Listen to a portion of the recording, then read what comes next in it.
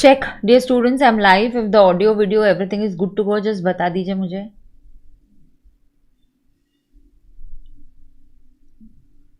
क्या कितना कम अटेंडेंस है? टाइमिंग चेंज कर दिया इसलिए? Check dear students.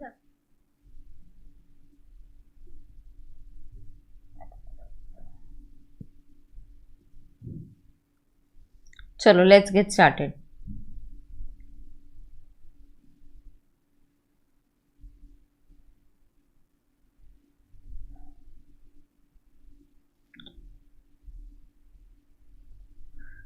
करूं मैं स्टार्ट?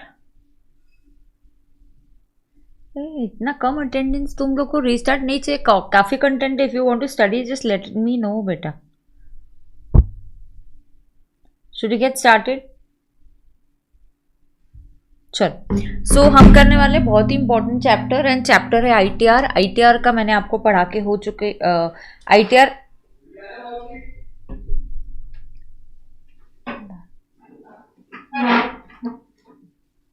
आईटीआर में आपको पढ़ा के मेरा हो चुका है, right? So ITR I have finish teaching you theory. Now I am going to do the practical problems of it.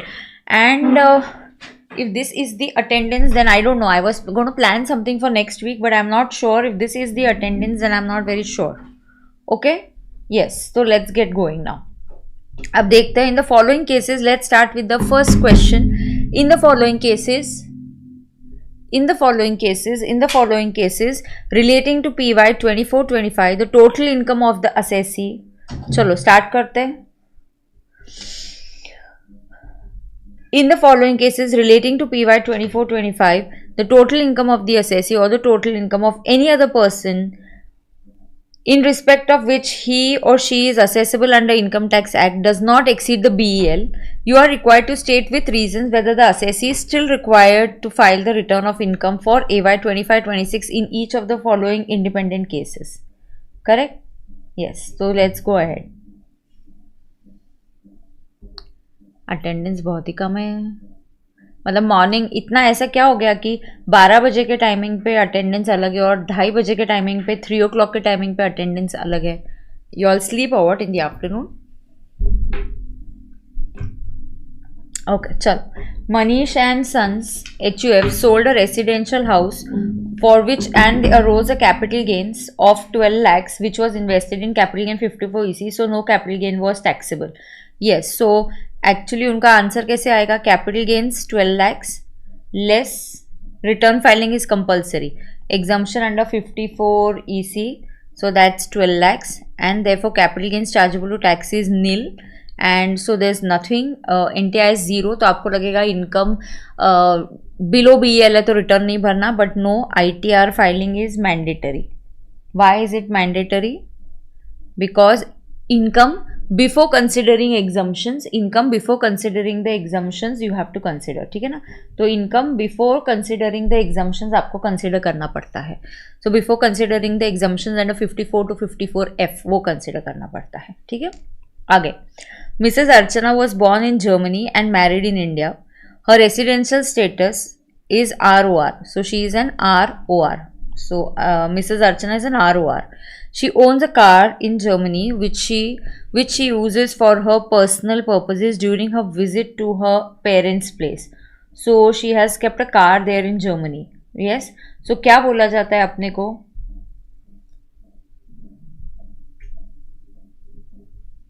Of course यहाँ पे उन्होंने 2 आंसर्स दिए हुए हैं. फाइनेंशियल असेट होना चाहिए, तो पहली बात है they have given 2, if there is an ROR and if you are having any financial interest or you are a signatory or an authority, so ROR has a financial interest.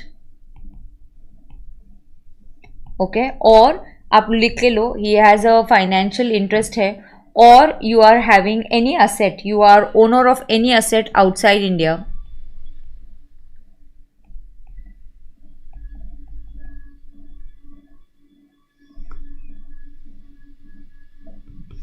Now what is this asset has not been defined. So if this asset, so there could be two views. There could be one view saying that oh my god, this is an asset, no financial interest, and this is not an asset. This जो asset की definition है यहाँ पे. But again, I'll tell you, agar if I was doing it, I would on a safer side in the office take it as an asset and ask the client to file the return, because it is always better. On the plain reading of this section, there's section 139(1) which says that the word asset, okay, तो ये जो asset है, details of foreign assets, अगर आपके पास foreign assets है, so she is having a car, I would on a safer side take a view that asset outside India, car would also get covered in an asset outside India. So filing of return is mandatory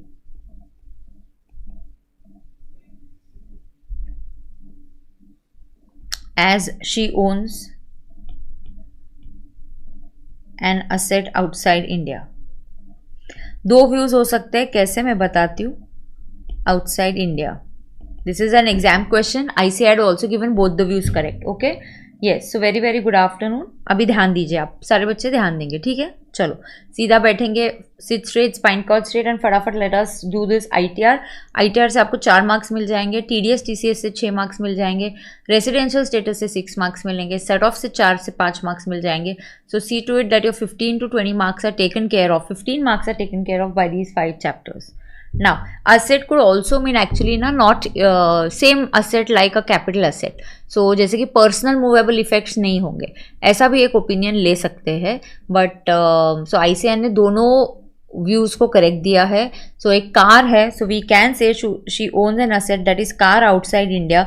Germany में car है, क्योंकि जब भी वो अपने parents के यहाँ जाती है तो it is better that she, thank God थोड़ा attendance बढ़ गया, that she owns a car outside India, and therefore she owns an asset outside India, and therefore this she would have to file her return. This is applicable for ROR. Okay, this is applicable for ROR. Okay, now next, Sudhakar has incurred an expenditure of 1,20,000 towards consumption of electricity. तो बताना towards consumption of electricity, even if the income is below BEL, consumption of electricity पे कितना limit है बताओ. चलो जल्दी बताओ. आपको बोला था ना ITR लर्न करके आना है. बोलो consumption of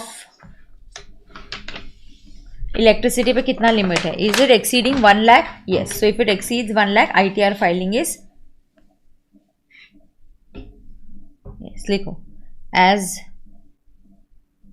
electricity expenditure exceeds 1 lakh, very good, ITR filing is mandatory.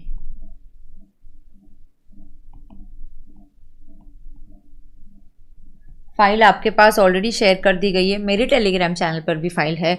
और फाइल अच्छा कुछ दिनों के लिए मैं यही शेड्यूल लूँगी. Actually what has happened, for 2 days I was not well, I am having slight vertigo problem. तो वर्टिगो से क्या हो रहा है, if I am looking down तो मुझे थोड़ा सा ऐसा डिजीनेस फील हो रहा है. तो इसीलिए मैं तुरंत लेक्चर, मेरा ऑलरेडी 11 बजे तक लेक्चर है, so I am not taking it immediately at 11:45. Okay, so for a few days I take it at this timing only.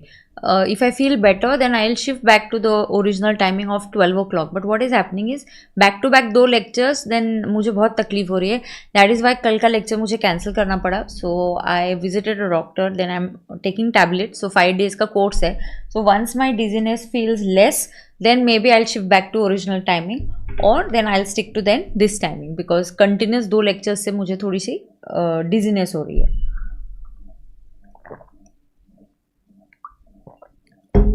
Okay, yes. सो आपको जो 8 to 9 8 सिचुएशंस है जब ITR फाइलिंग मैंडेटरी है, वो आपको बिल्कुल बाय हार्ट लर्न करना है, ठीक है. Now mister X would like to file his updated return. Mister X wants to file his updated return. What happened? Kiran, she's not coming. Yeah, not coming today. Mr. X would like to file, and no, it's not a skin problem, it's a neck problem. When you bend down, you feel a little dizziness feel होता है. Not a skin problem, it's a vertigo's back neck, मतलब बहुत ज़्यादा bending कर करके की वजह से होता है. Okay, now updated return file करना है. He furnishes updated return. He would be liable to pay tax of 250 plus 35,000. So tax लिखो 2,50,000. ये सारे पास पेपर से क्वेश्चंस उठाए मैंने. Plus 35,000.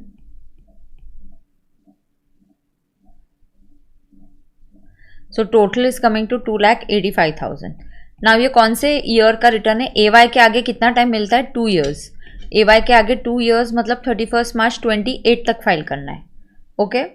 Now if you want to, if yes compute the additional tax payable. तो if yes तो आपको additional tax निकालना है, बराबर है. तो अब आपका एडिशनल टैक्स क्या होगा? If you are filing the return up to 31 March 27 की डेट तक, अप टू, तो आपको एडिशनल टैक्स 25% देना पड़ेगा. So in the first case you will have to give an additional tax of 25% of 2,85,000. So निकालो 2,85,000 into 20. हाँ ना, इसलिए मुझे एकदम से ये लगा कि क्या मैं दोपहर को ले रही हूँ और तुम लोग गायब ही हो गए हो. So additional tax here would be 71,250 देना पड़ेगा, plus you will have to give 2,85,000 का tax. Now if you are filing it after this date but up to 31st March, okay, but up to 31st March 28, so you will have to give 50% of the additional tax. So निकालना 50% of 2,85,000 का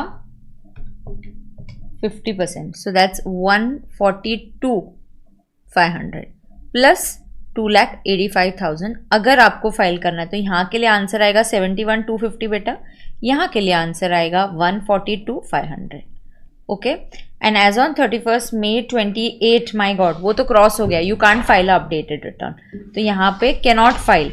सो यहाँ पे तो you cannot file क्योंकि last date क्या है? 31st March 28. So cannot file updated return.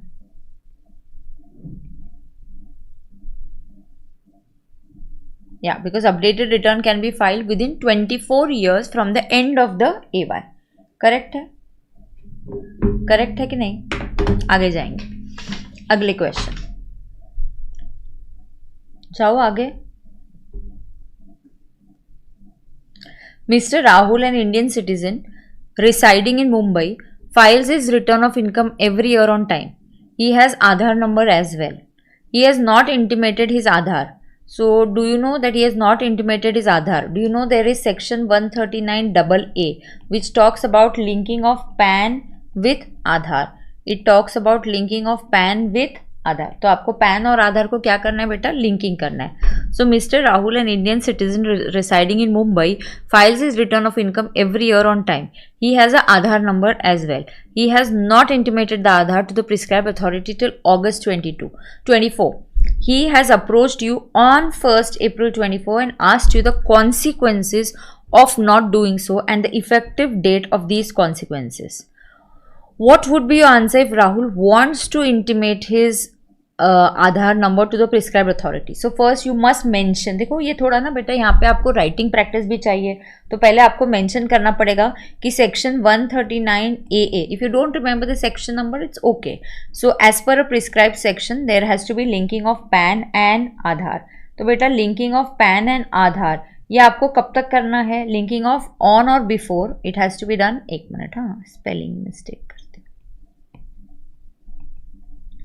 Aadhaar has to be done on or before 31st March 22. Correct? Yes. Otherwise क्या हो जाएगा? Otherwise PAN will become inoperative. Hello. अच्छा है, अभी तुम्हारा अटेंडेंस अच्छा लग रहा है मुझे, थोड़ा तो भी बेटर है, बट मॉर्निंग जितना नहीं है, 12 बजे जितना नहीं है. So PAN plus Aadhaar, otherwise PAN will become inoperative. Now PAN कब से इनऑपरेटिव हो जाएगा? PAN will become inoperative with effect from, बोलो, with effect from 1st July 23. So PAN will become inoperative with effect from 1st July 23. Now what are the consequences? Okay, so he is asking what are the consequences of not doing so from the effective date. Now what are the consequences? Now if the PAN becomes inoperative, then what will happen? आपका no refund will be processed. आपको learn करना पड़ेगा बेटा, ये बिल्कुल by heart learn करके जाना है कि जब पैन इनऑपरेटिव होता है। So I will just show you, we have a theory in front of us. मैं आपको वो ITR की फाइल ओपन करके दिखाती हूँ, एक सेकेंड ना। I will do it, open it at both the screen, एक minute. ITR I will show you.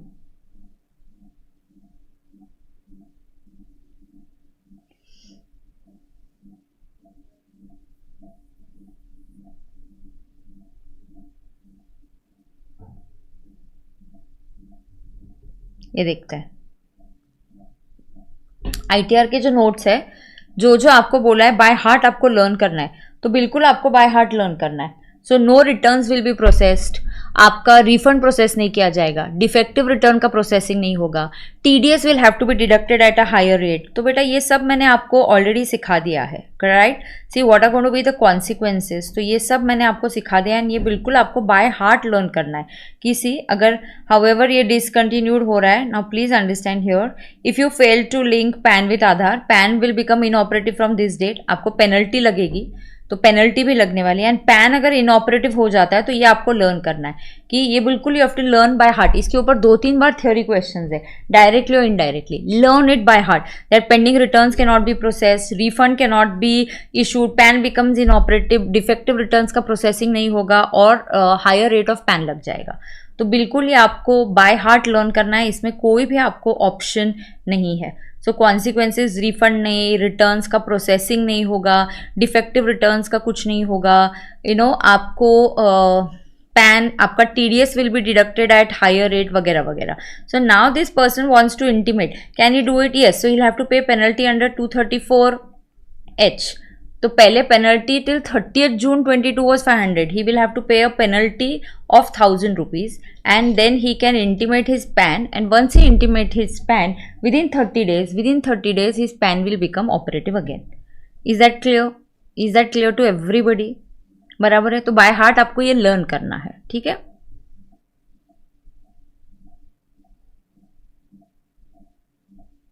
अच्छा, 2 to 5 टेस्ट सीरीज का टाइम रहता है। Oh I didn't know this. Just give me 1 or 2 days। आप lecture के schedule में से timing देखना, वो मुझे थोड़ा सा डिजीनेस फील हो रहा है ना, back to back 2 lectures, so that is why, only because of vertigo. Once that get settled, I try to shift at the 12 o'clock timing also. Now, Mr. Ram furnishes return of income for AY 25-26 on 20th. Now, he furnished his return. अगला question पे जाएंगे। 20th July 2025. Due to missing information for payment of taxes, the assessing officer considered is a defective return. First, no, it is not a defective return for payment of taxes. You can't. A return cannot be defective. तो पहली बार ITR cannot be treated as defective. Cannot be treated as defective. Income tax में आप बिना payment के return भर सकते, सिर्फ एक ही रिटर्न नहीं भर सकते, वो है updated return. For updated return filing और payment of taxes is required. So please note down,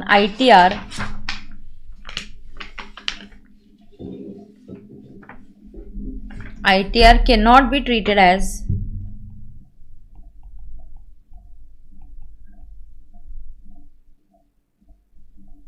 defective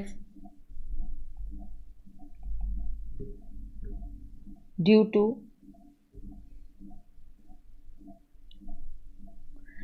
to non-payment of taxes।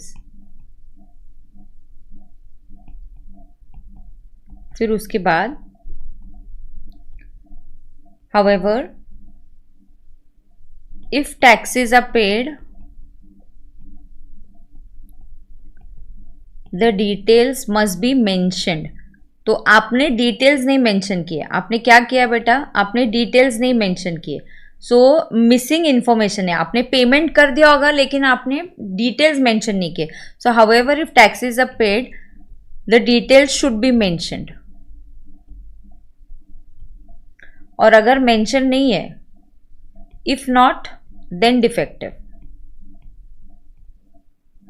तो चलो हम ऐसे मान के चलेंगे कि आपने पेमेंट कर दिया है बट आपने डिटेल्स मेंशन नहीं किए, इसलिए आपका रिटर्न क्या बन रहा है? Defective return. Now the defect should be rectified within 15 days. So within 15 days आपके पेमेंट के डिटेल्स आप बता दो। If not, If not, what are the consequences? Return will be invalid. So all provisions will apply as if you have not filed the return. So return will be invalid. नहीं मुझे लिखने में problem नहीं हो रही है. I'm all good. I'm taking medicines, no, so मुझे कोई प्रॉब्लम नहीं है. Return will be invalid. Okay.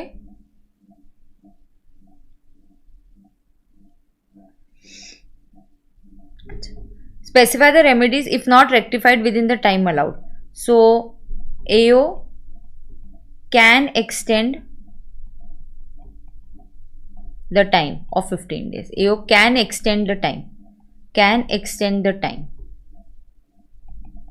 Okay, specify the remedies available if not rectified within the time. Then there is no remedy available. हाँ, आपको 15 days का time दिया जाएगा. If you do not rectified within 15 days, you can request him to condone the delay. कि please give me extra time, please extend the time. He can extend the time.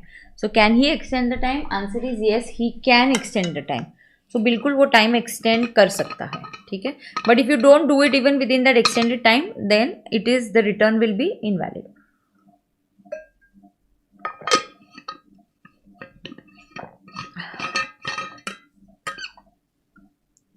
आगे जाएंगे. Who is authorized to verify the following income? Verify means sign. चलो मुझे बोलो. HUF के लिए whose करता is absent? Any adult member.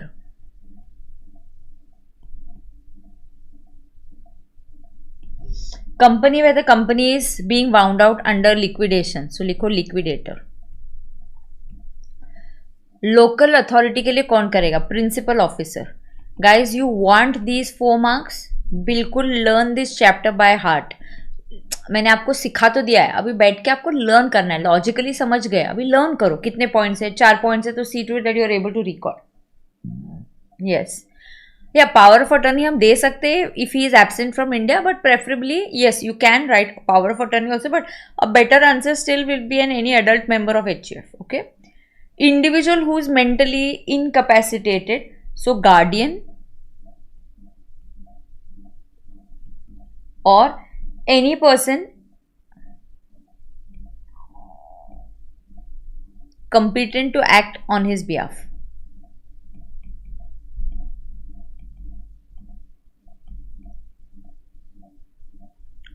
Or any person competent to act on his behalf. Correct? चलो आगे जाएंगे. अब बोलो, what is the fee for default in furnishing the return of income under 234F. Confuse नहीं होने का. 234F किसके लिए? लेट फाइलिंग के लिए.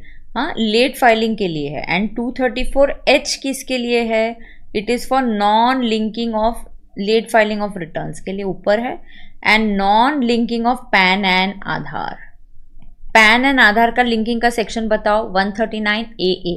Correct. 139A only talks about PAN. 139AA talks about linking of PAN and Aadhaar. So non linking of PAN and Aadhaar के लिए वो है. लेकिन सवाल हमको किस पे पूछा गया है? What is the fee. So कितना फी होता है बेटा 234F में? The fees are ₹5,000. However if NTI is up to 5 lakhs, then the late fee is ₹1,000. Are we all done?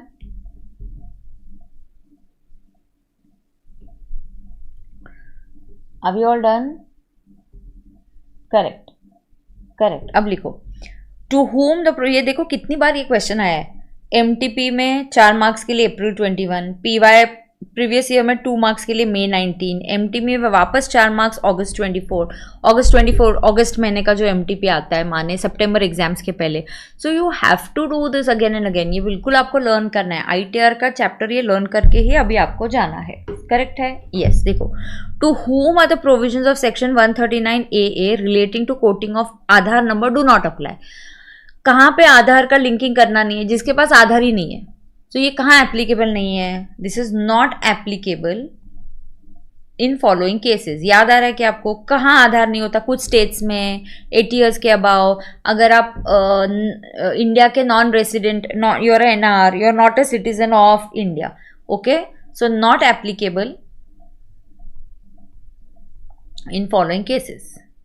कौन से not applicable in following cases, कौन से following cases है जहाँ पे ये एप्लीकेबल नहीं है। So this is not applicable 1 in those 3 states Jammu and Kashmir, Assam and Meghalaya. Then not applicable to NR, not a citizen of India,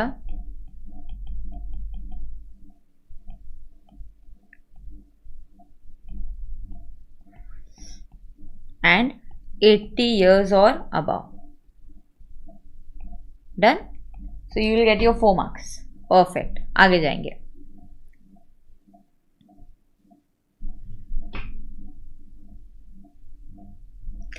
Mr. Prince, a senior citizen, has reported a total income of 190. तो बेटा उसका total income 190 है, NTI 190 है। He has claimed exemption of 50,000 under 54 EC लिया है in respect of long term capital gain on sale of property and deductions under chapter 6A 150. Is he liable to file? तो मैंने क्या सिखाया है?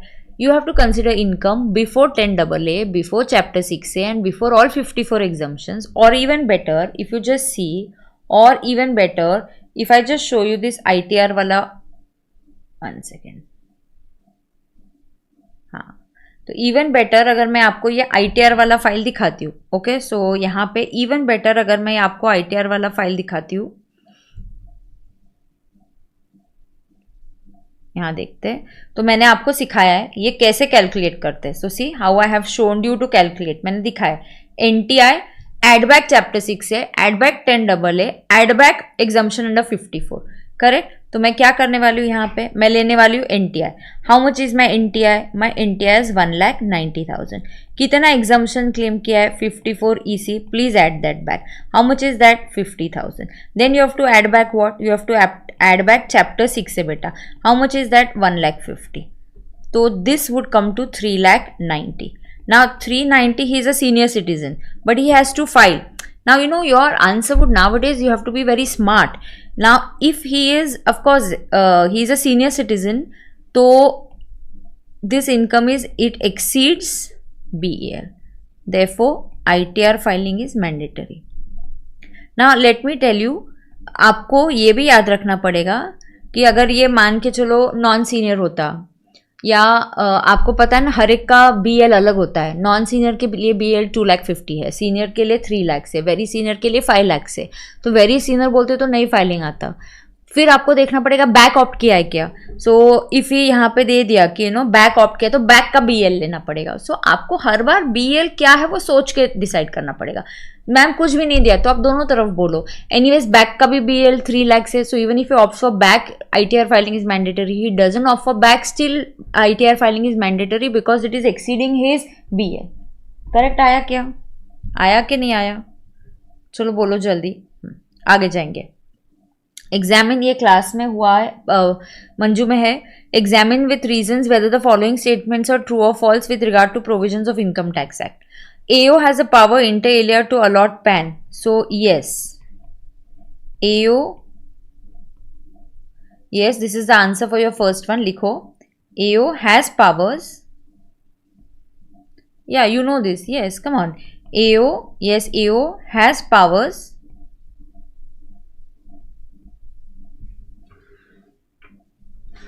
to allot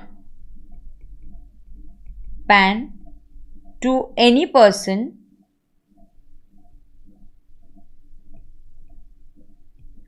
even if no tax is payable. Tax payment पे ही PAN allot होगा ऐसा जरूरी नहीं है। There are certain transactions that are prescribed, plus if AO feels that it is necessary to allot PAN to you, he can allot it. Simple as that. Okay, so yes, he can, having regard to AO can allot PAN having regard to the nature of transaction.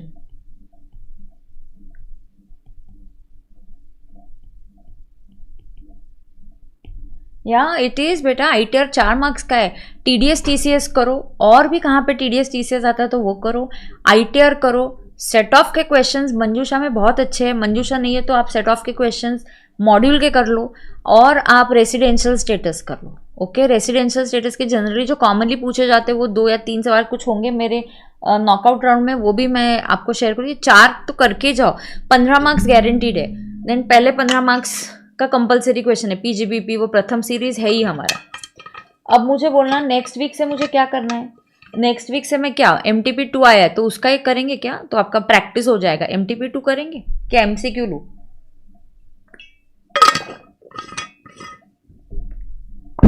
आगे जाएंगे।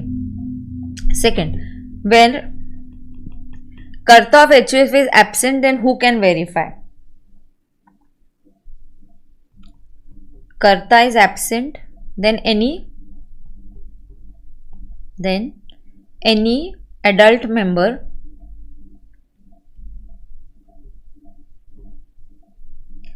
so ये only adult member ये false है, AO has the power ये true है। any adult member can verify the ITR.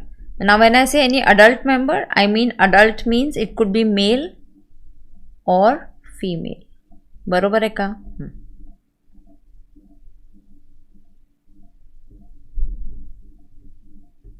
MCQ session लो। अच्छा, state with reason whether the following persons are required to file the returns. चलो state कितने question है, ये तो आज खत्म करना है। चलो फटाफट करते हैं, ठीक है ना। State with reasons the following persons have to file the ITR. Mr. Anish, age 31, opted for default regime. देखो आ गया default regime. अब देखो he has opted for default regime. So is ITR filing mandatory? No, no ITR required as income does not exceed BL. क्यों? हाँ, does not exceed BL. ये दे दो, फिर उसका आंसर दे दो क्यों ऐसा है। आप लिखो under section 115 back BEL for all, as wage का कोई लेना देनी है, सबके लिए BL कितना होता है बेटा, 3 lakhs होता है। BL for all is 3 lakhs। चलो आगे जाएंगे। तुमको कुछ समझ में नहीं आया तो मुझे फटाफट पूछो। श्रीमती पटेल, एज 65 ईयर्स, ये देखो ये आपको लर्न करना है। ये देखो यहाँ पे मैंने आपको करवाया था, करेक्ट, क्या करवाया था यहाँ देखो, ये मैंडेटरी नेट सिचुएशन, ये बाय हार्ट करके जाना है, इस पे आने ही वाला है कुछ ना कुछ। या सो देखो TDS exceeds 25,000 and if you senior citizen TDS exceeds 50,000, correct है, यस। तो यहाँ पे जाते हैं और ये सॉल्व करते हैं। तो ये देखो Shrimati Patel as 65 years has a TDS credit, yes, mandatory to file ITR irrespective of income, mandatory to file ITR।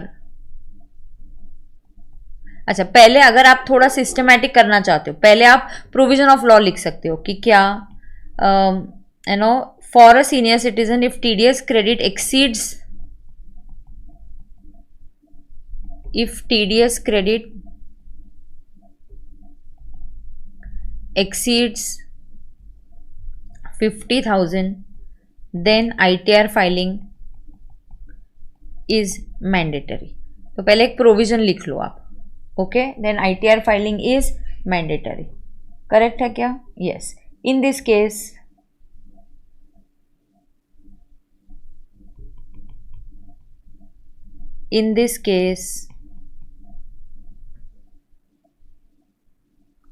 सूरज बोल रहा ma'am few questions are exact same in final syllabus too, wow great.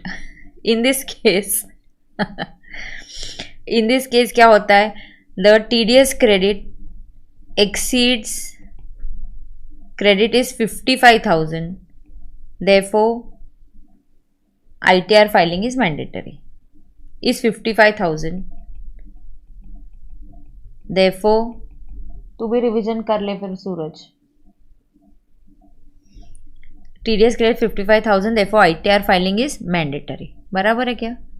हाँ चलो आगे जाएंगे। तो ITR is mandatory। आगे, the gross receipts of Mr. Ajit, age 45 years, an architect, was 12 lakhs, but his profit was only 225 and no other income. So they are trying to tell us his profit is 225, is below BL.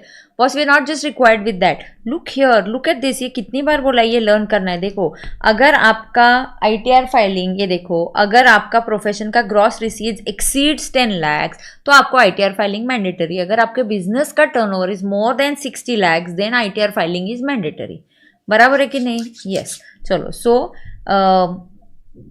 Of course this is irrespective of income, irrespective individual HUF AOP BOI के लिए दो categories है, एक dependent on income और दूसरा not dependent on income. 8 चीजें होने पे आपको आईटीआर भरना पड़ेगा।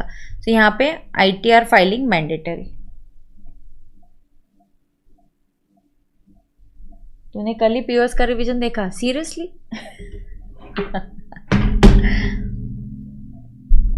ITR filing is mandatory. तो तू मेरा जीएसटी का मैराथन देख ले, अमेंडमेंट्स के साथ है वो पूरा जीएसटी का मैराथन, बहुत अच्छा हुआ है। ITR filing is mandatory. He is a final student CA inter में यहाँ पे, तो सभी बच्चे सूरज को ऑल द बेस्ट बोलेंगे। Is mandatory as professional receipts exceeds 10 lakhs. Yes. आगे जाएंगे। Question number 10. Mr. Rakesh has submitted his income tax return containing certain losses and deductions. Okay, उसका रिटर्न भरा है, लेकिन रिटर्न कब भरा है? 22 अक्टूबर। Oh my God. Due date of the filing was 31 July. Oh, so he has filed a belated return. उसने क्या file किया है? Belated return भरा हुआ है। Yes. And you are required to examine कौन से लॉसेस कैरी फॉरवर्ड हो सकते हैं या नहीं हो सकते, बराबर। So loss from business carried on by him like a proprietor. Now which losses with a belated return business loss can not B carried forward. तो ये लॉस कैरी फॉरवर्ड नहीं होगा। अनअब्जॉर्ब डेप्रिसिएशन कैरी फॉरवर्ड हो सकता है and loss from HPB carry forward हो सकता है। तो कौन से लॉसेस कैरी फॉरवर्ड नहीं हो सकते बेटा? So let us understand which loss. This is ICS like super duper favourite question. Business loss कोई भी कैरी फॉरवर्ड नहीं होगा, इसमें स्पेकुलेशन हो, स्पेसिफाइड हो, ये कैरी फॉरवर्ड नहीं होगा। उसके बाद कैपिटल गेन्स के अंडर, हेड के अंदर कोई भी लॉस आया अगर, तो वो भी कैरी फॉरवर्ड नहीं होगा। And then loss from the activity of इसकी, इस पे थ्योरी क्वेश्चन आ सकता है। Loss from the activity of owning and maintaining race horses, ये भी कैरी फॉरवर्ड नहीं हो सकता। लेकिन some losses can be carried forward. कौन से कैरी फॉरवर्ड हो सकते? तो HP loss can be carried forward, yes ma'am. And unabsorbed depreciation can also be carried forward. Thank God attendance is good. I was feeling, एक तो मुझे फिर guilty लग रहा था कि यार मैंने टाइमिंग बदल दिया, कल छुट्टी दे दी, बट ठीक है। चलो आगे जाएंगे। जो भी बच्चे, I am missing those few kids who used to come to prestige point, but मेरा थोड़ा सा तबीयत ठीक होने दो, फिर मैं ट्राई करती हूँ लेने का, ठीक है। आगे जाएंगे। Explain with brief reasons whether return of income can be revised under 139(5). चलो मेरे साथ रिपीट करो। पहले 139(1) क्या है? Due date. ओके, 139(3) क्या है? Loss returns. 139(4) क्या है? Belated returns. देन 139(5) क्या है?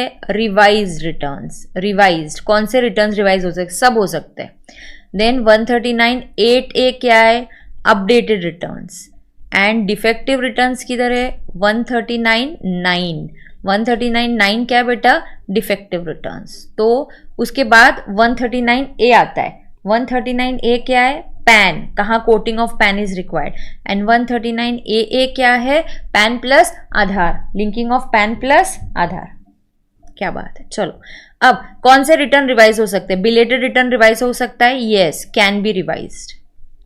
अ return already revised, can it be revised? Yes, can be revised, but it should be revised. Return can be revised any number of times, but you must revise it within the time limit. Okay. Return loss return filed, can it be revised? Yes, can be revised. Of course can be revised. Can be revised. But क्या लिखोगे? But it should be revised. It should be revised within the time limit. Should be revised within time limit.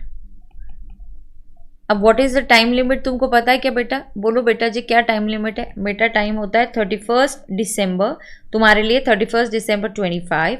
और completion of assessment year नहीं है, completion of assessment.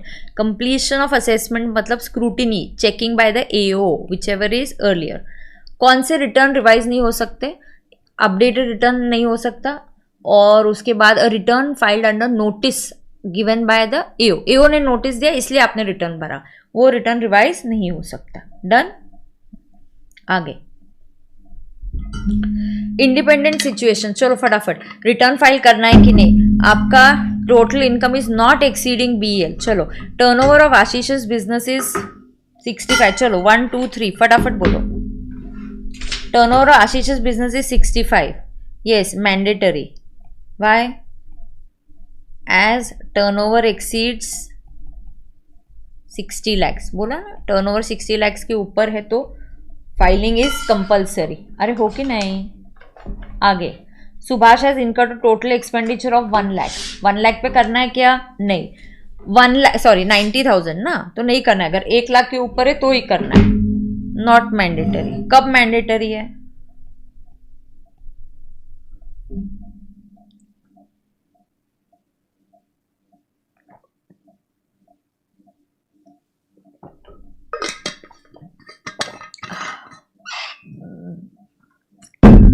Not mandatory कब?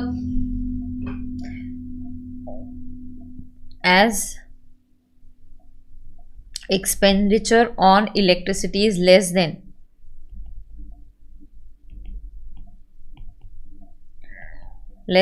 1 lakh. yes if it exceeds, okay, if it exceeds 1 lakh तो आपको करना पड़ेगा. if it exceeds 1 lakh then आपको करना पड़ेगा ना. आगे now you are depositing, you are depositing, आप डिपॉजिट कर रहे हो. Depositing. Mister Deepak has a savings bank account in SBI and HDFC and a current account in Axis Bank with an opening balance of 20 lakhs, 10 lakhs and 30. So I don't want the opening balances. He deposited 40 lakhs in SBI. So he deposited 40 lakhs in SBI. Okay. So अपने current account में उसका current account, एक minute, he has a savings account. एक minute, savings account कहाँ है? Savings account ले लो SBI and HDFC. Current account कहाँ है आपका? एक्सिस. ओपनिंग बैलेंस मेरा कंसर्न नहीं है. Opening balance is not my concern. Okay. Yes. Now what happened?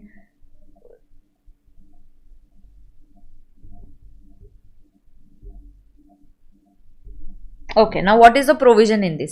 अगर savings में you deposit 50 lakhs or more, okay, 50 lakhs or more in one or more, okay, so please understand, अगर आप saving में 50 lakhs और ज़्यादा डालते हो, one or more, what is the provision? One or more saving account में if you deposit 50 lakhs or more, then it is mandatory. ये देखो मैंने यहाँ पे आपसे ये करवाया, ये देखना यहाँ पे, ये देखना क्या करवाया यहाँ पे. आप डिपॉजिट कर रहे हो कैश में, ऐसा कुछ नहीं है. More than 1 CR deposits in all the current accounts. Okay. And यहाँ पे सेविंग्स में कितना है? 50 lakhs or more. Okay. 50 lakhs or more in all the savings. Okay. In all savings account of all the banks. So all the savings account of all the banks. So please you check here. Now you check here what is happening. Check here what is happening. मैंने कितना deposit किया और current account का requirement कितना है? 1 करोड़ के ऊपर. अब यहाँ पे क्या हुआ? मैंने सेविंग्स में कितना डिपॉजिट किया? ही डिपॉजिटेड 40, या ही डिपॉजिटेड 40 lakhs एंड 1 सेकेंड ना, मैं क्वेश्चन ये से देखती हूँ.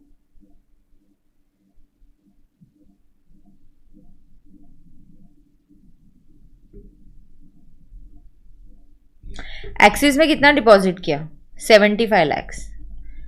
तो यहाँ पर तो 1 CR तक ही है. बट करंट इसमें कितना डिपॉजिट किया? 65 lakhs. या इधर उसने 65 lakhs डिपॉजिट किया. कैसे? 40 + 25. सो 40 + 25 आपने सेविंग में 65 डिपॉजिट किया और एक्सिस में 75. Therefore ITR filing mandatory.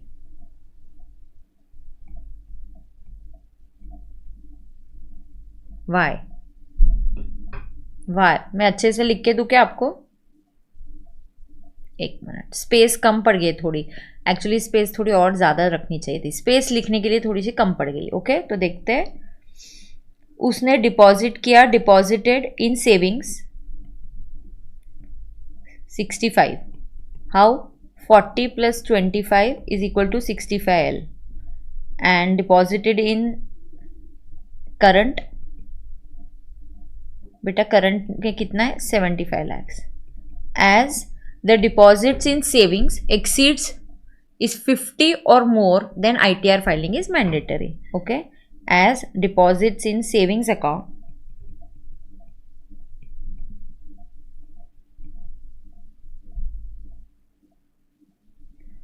exceeds 50 lakhs is 50 lakhs, actually 50 पे भी है, 50 exceeds 50 lakhs, therefore ITR filing mandatory. 50 भी होता ना तो भी ITR फाइलिंग मैंडेटरी हो जाता.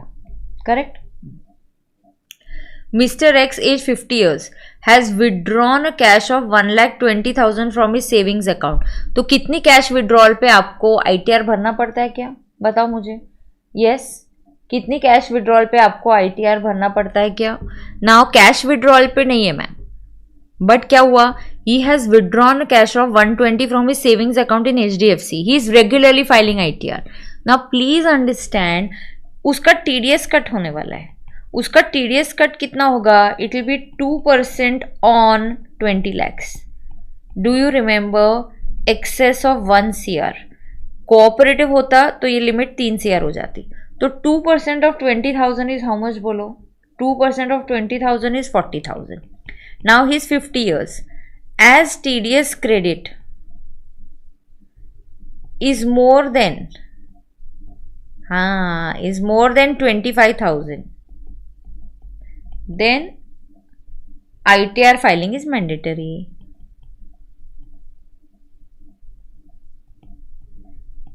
ये अभी तुमको सिखाया है. जो बच्चे मेरे साथ कर रहे हैं, आपको ये डिफिकल्ट नहीं लगेगा क्योंकि अभी मैंने आपको सेक्शन 194N पढ़ाया है. इंफॉर्मेशन के लिए चाहिए, इंफॉर्मेशन के लिए चाहिए, बराबर है कि नहीं.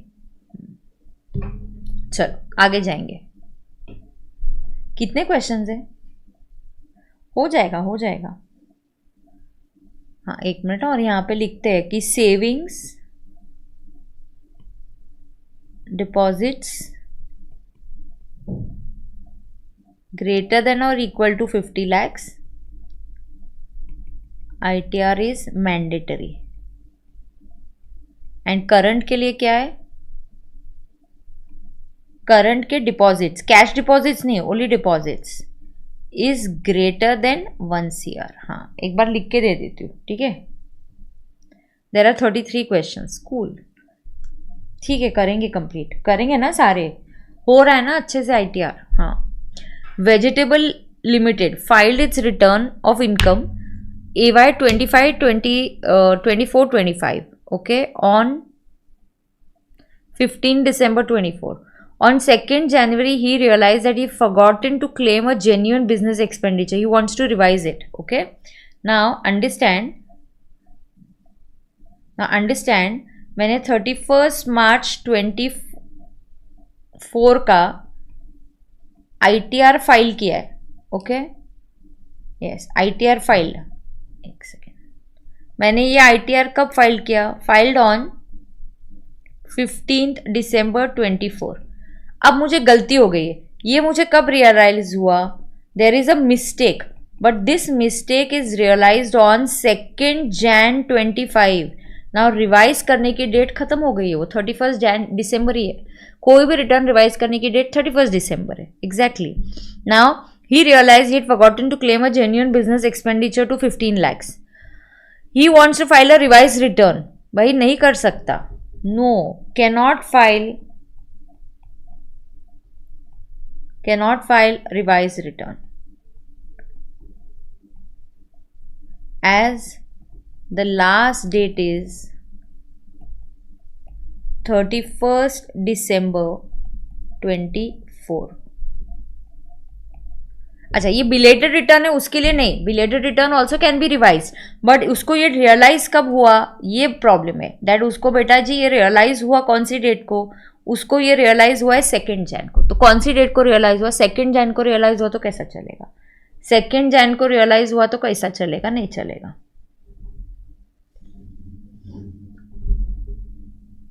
आगे जाएंगे. X, a resident aged 45 years, earned a salary income of 2 crores of FY 24-25. He also earned dividend from unlisted company 4 lakhs. He wants to file his return of income through a TRP. Now, can I file a return through TRP? So, I'm earning salary. Yes, can I? Individuals and HUF can file return through TRP, except they should not be covered under tax audit. So, individual and HUF, since X is a resident, so please understand you can file. So, TRP likho. Oops, sorry. TRP can file returns for individual and HUF. It cannot file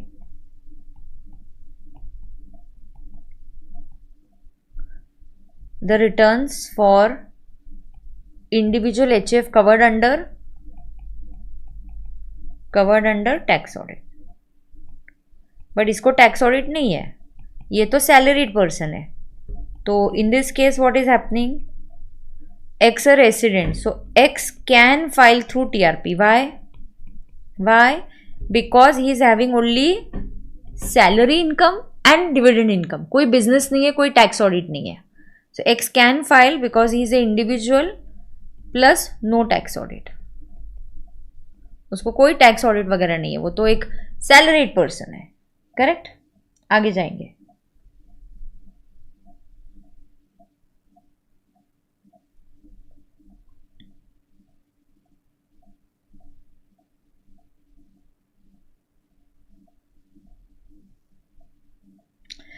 What is the time limit by which updated return can be filed? It can be filed within 24 months from end of the AY. So you can give example. PY 24-25 का updated return can be filed up to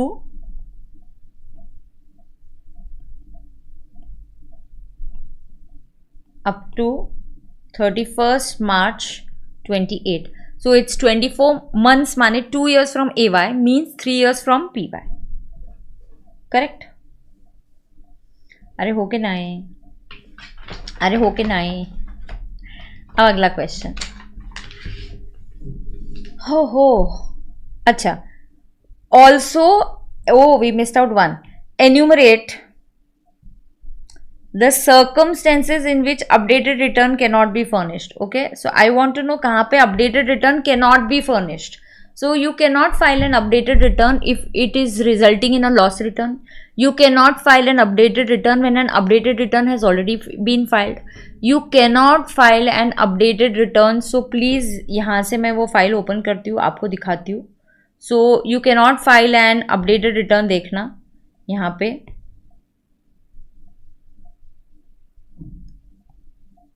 yes. So I cannot file an updated return when already updated return is filed. It is resulting in loss return. It is resulting in decrease in liability or it is resulting in refund.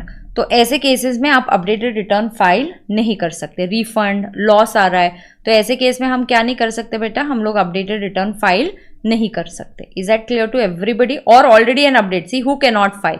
So learn this. Updated return results in a loss. Updated return has a result of decreasing a liability. It is resulting in refund or it increases your refund, just not possible, and already an updated return has been filed. तो ऐसे case में आप updated return file नहीं कर सकते. Is that clear to everybody? Yes. आगे जाएंगे. Now TRP. तो वैसे ही मैंने यहाँ पे TRP का रेडीमेड आपको दिया हुआ है. आई हैव गिवन यू कि हु इज़ अ टीआरपी, उसके एजुकेशनल स्कीम्स क्या है, सो क्या हो सकता है. और टीआरपी कौन हो सकता है? Can be an individual other than a CA. वो एम्प्लॉय नहीं होना चाहिए और उसकी क्या एजुकेशनल क्वालिफिकेशंस होनी चाहिए. तो टीआरपी के बारे में भी क्वेश्चन, थ्योरी क्वेश्चन आ चुका है. आईटीआर एक ऐसा चैप्टर है जहाँ पे आपको क्या क्वेश्चन आ सकते हैं,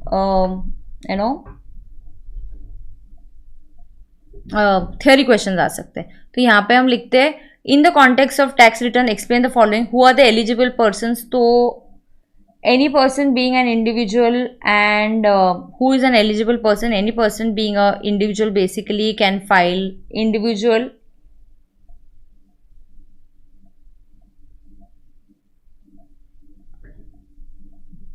eligible persons means individual and HUF, they can file through TRP. so they can definitely file through TRP. What are the educational qualifications of this person? So you can have a bachelor's degree of any university or institution. So लिखो आपको क्या होना चाहिए? Bachelor's degree from any university, institute that is recognized in India, institution that is recognized, or you have given intermediate exams of CA, CMA and CS. Who cannot act as a return preparer? Who cannot act as a return preparer? A CA cannot act as a return preparer. An accountant, CA, CMA, CS cannot act as a return preparer. You are an employee of some company, so you are a salaried person working somewhere. You cannot act as a return preparer. You are an officer in a bank, or you are a legal practitioner. You are an advocate. ये तीन लोग जो है, ये चार लोग जो है, they cannot act as, cannot be a TRP. They cannot be TRP. Do you understand? ये TRP नहीं हो सकते. करेक्ट है? चलो आगे जाएंगे. आधे क्वेश्चंस हो गए और आधा बचा है, बट हो जाएगा. 3 बजे ही तो ऑलमोस्ट लेक्चर स्टार्ट हुआ है. अनादर अभी स्पीड थोड़ा रिपीटेटिव क्वेश्चंस आएंगे, सो डोंट वरी.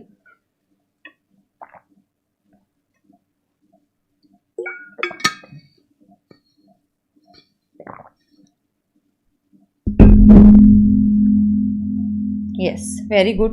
आगे जाएंगे. What are the consequences of failure to intimate Aadhaar and PAN? Is there any fee? Yes. पहला consequences, PAN becomes inoperative and PAN inoperative होगा बेटा जी. ये कौन से टाइम से inoperative होगा? This will be with effect from 1st July 23 onwards. PAN inoperative हो गया तो उसके क्या consequences है? आप रिटर्न नहीं भर सकते, रिटर्न का प्रोसेसिंग नहीं होगा, रिफंड का प्रोसेसिंग नहीं होगा, डिफेक्टिव रिटर्न का प्रोसेसिंग नहीं होगा, आपका TDS will have to be deducted at a higher rate. Correct. उसके बाद plus is there any fee? तो पैन इनऑपरेटिव क्या है? रिटर्न का processing does not happen. Return, refund, defective returns, इन सब का क्या होगा? No processing. इन सब का क्या होगा? नो प्रोसेसिंग होगा. इन सब का प्रोसेसिंग नहीं होगा.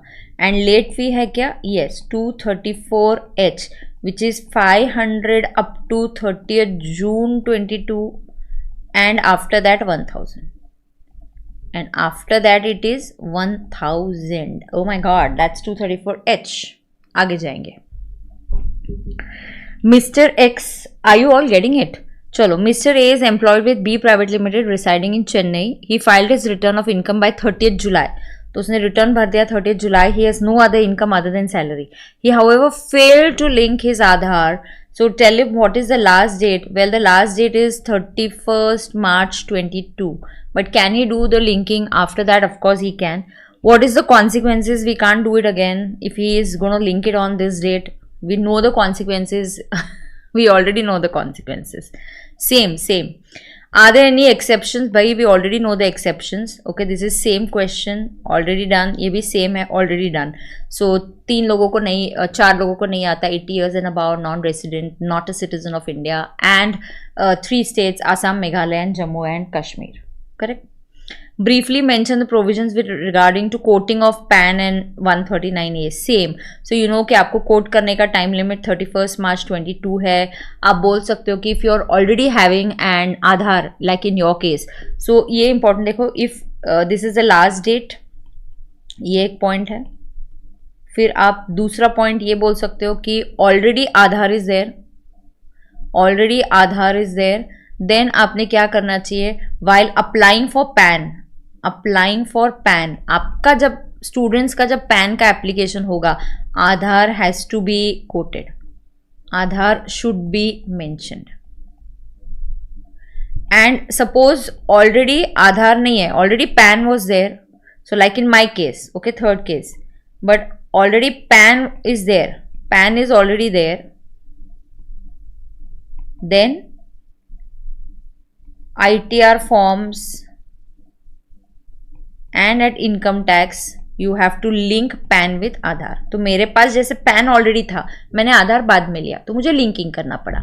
आपके पास में से आधार होगा, कुछ बच्चों के पास PAN नहीं है, तो जब आप PAN के लिए अप्लाई करोगे ऑटोमेटिकली आपका लिंकिंग हो जाएगा. यस. सो इनकम टैक्स के लिए link PAN and Aadhaar. PAN is already there. Okay.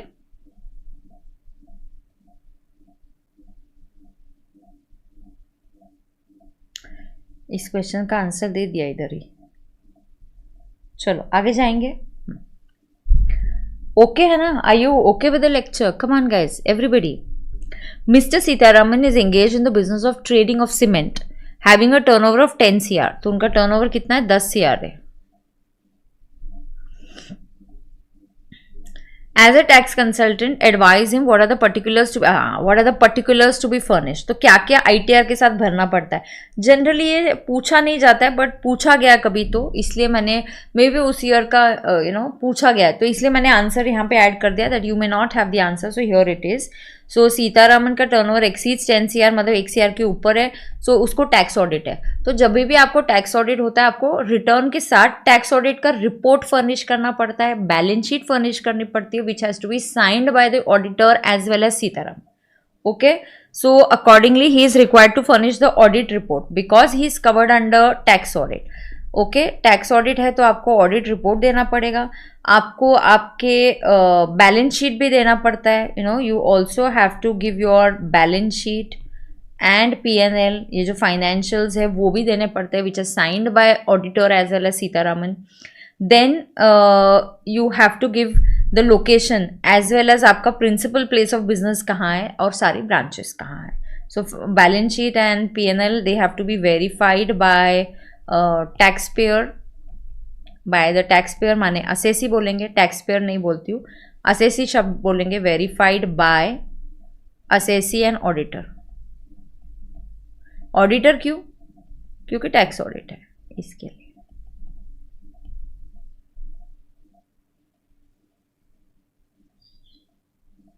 हाँ ये देखो आ गया, अगला क्वेश्चन आ गया. 20. Read question 20.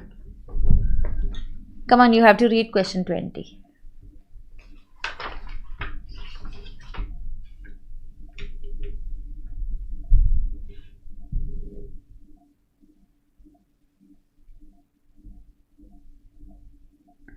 ये वो केसेस है जहां पे मैंडेटरी है, जहां पे आपको क्या हो गया है? Mandatory to file. Mandatory to file. तो तुमको पता है आपको क्या बताना है. एक तो आपको इट इज अदर देन, अच्छा, फर्म, कंपनी, LLP को तो ITR फाइलिंग ऑलवेज मैंडेटरी है. उनको छोड़ के कौन से ऐसे पर्सन है जिनको हमने नोटिफाई किया है? तो हमने किसको नोटिफाई किया है? जहां पे बिजनेस का turnover is more than 60 lakhs, professional receipts are more than 10 lakhs. Yes. TDS TCS का क्रेडिट, वही जो मैंडेटरी है. TDS TCS credit exceeds 25,000 and senior citizen के लिए इट एक्सीड्स 50,000. अरे हो कि नहीं? एंड डिपॉजिट्स इन वन और मोर सेविंग्स, इन वन और मोर savings is 50 lakhs or more. Current है तो few you have to give. Okay. So like this current है, तो ये सब केसेस में आपको नोटिफाई कर दिया गया. ये लेटेस्ट नोटिफाई किया, तो ये जो 22 में नोटिफिकेशन आया ना, उसमें ये 4-5 ऐड हुए थे. करंट का डिपॉजिट्स आर 1 CR.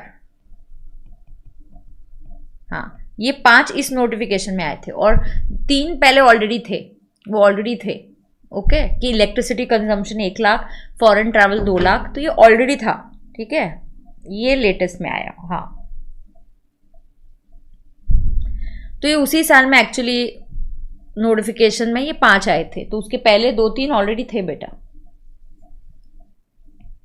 आगे जाएंगे. Mister Praveen due to inadvertent reasons fail to file the return before the due date. Can he file the return after the due date? Yes. क्या फाइल कर सकते हैं वो? Belated return. Belated return. What is the last date for filing the belated return? It is equal to 3 months before the end of the EY. Technically it is 31st December of the EY.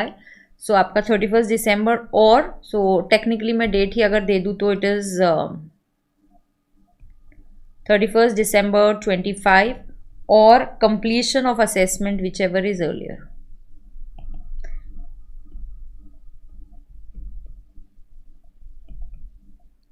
What are the consequences of non-filing the returns? Certain losses cannot be carried forward, certain deductions cannot be claimed. तो क्या होगा? Certain losses cannot be carried forward. Do you know which? Please mention them. Business loss from, ये सब आता है. Okay. And certain deductions cannot be claimed. Certain deductions like 10 AA, 80 QQB, 80 RRB. आज मैं बहुत लिख रही हूँ. 80 JJA cannot be claimed.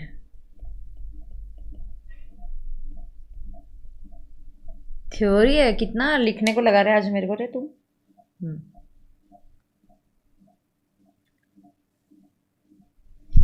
हो गया. Just last 10 questions. I am sure. Okay ना.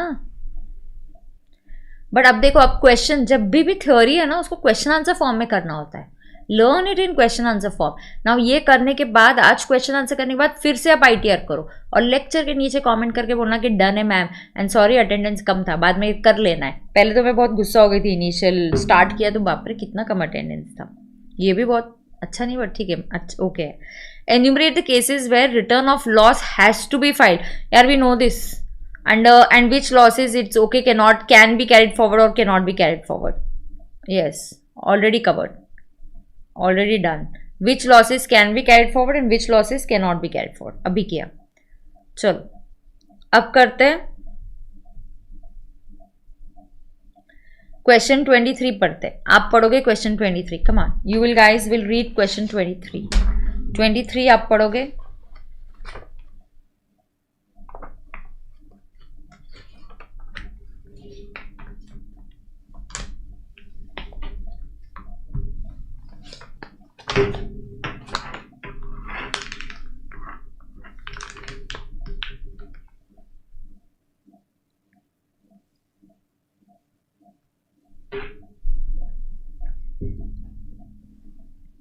ये एग्जाम्ट होता है ना. 355 ये एग्जाम्ट आएगा. ये एग्जाम्ट होता है. 10(4) सेक्शन है. NR interest on non resident NRE account maintain with SBI of India. ये 355 है. हाँ. इंटरेस्ट ऑन सेविंग्स अकाउंट ये 8,000 ऐसा है. Interest on FD with Punjab bank is 40. ऐसे हरी इज 57 है रेसिडेंट. सो NRE अकाउंट, उसके जो NRE अकाउंट है, NRE इज एक्सटर्नल, तो NRE और NRO होता है. So non resident while you are working outside India, तो आप एक ना NRO अकाउंट भी ओपन कर सकते हो और NRE कर सकते हो.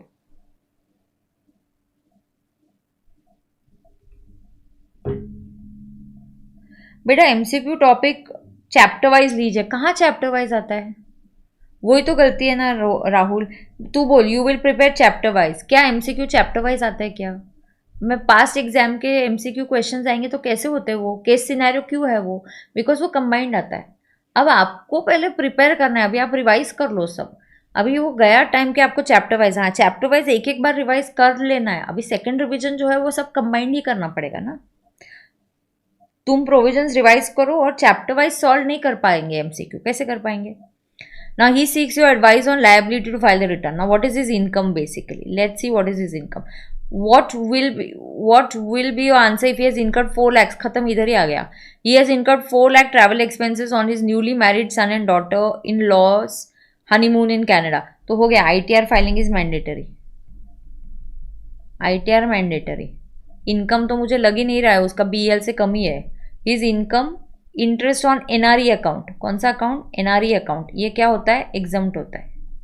ये हमने एग्जम्पशन के चैप्टर में सीखा है. पहले आप चैप्टर वाइज एक बार आपका रिवीजन अच्छे से करो. अब पैसिव लर्निंग नहीं करना है, एक्टिव लर्निंग करना है. Every chapter finish revising properly. Interest on NRE account exempt, तो वो नहीं आएगा. Interest on savings, oh my god, savings is 8,000. Then interest on FD 40. तो इसका इनकम कितना है? 48 GTI. From this you will get 80 TTA, not a senior citizen. 8,000 मिलेगा. ऐसा क्वेश्चन आएगा. कैसा हम चैप्टर वाइज करेंगे? NTI 40, इनकम below BL, below BEL, still ITR mandatory. काय को? ये इसकी वजह से, इसकी वजह से, ये इसकी वजह से ITR mandatory because 4 lakhs on foreign travel. आगे जाएंगे. Do I have to quote a PAN? Quoting of pan.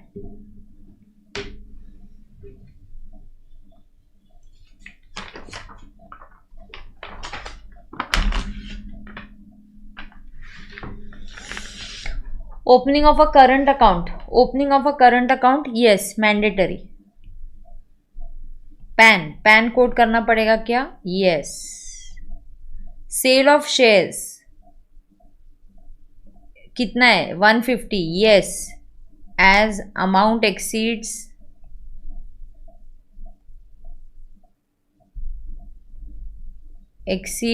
1 lakh.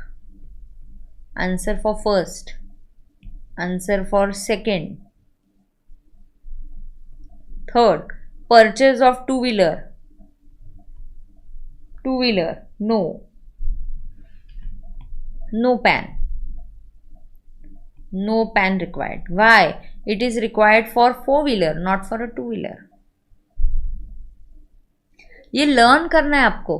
अब ये मैं कितने ही क्वेश्चंस लूंगी, आपको लर्निंग करना पड़ेगा कि नहीं? तो कुछ चीज़ें बेटा आपको लर्निंग करनी पड़ेगी. Purchase of professional laptop. So I am buying a professional laptop. Okay, now there is a thing. 1 second, I have mention there और no? Let just see. If any purchases that you do about 2 lakhs, so yes है यहाँ पे. ये यहाँ पे yes है because any purchases. Let's see, वहाँ पे मिस आउट हो गया रहेगा तो अपडेट कर देंगे. Any purchases above 2 lakhs, PAN quoting is required. वहाँ पे दिया है क्या मैंने, क्या नहीं दिया? चेक करो.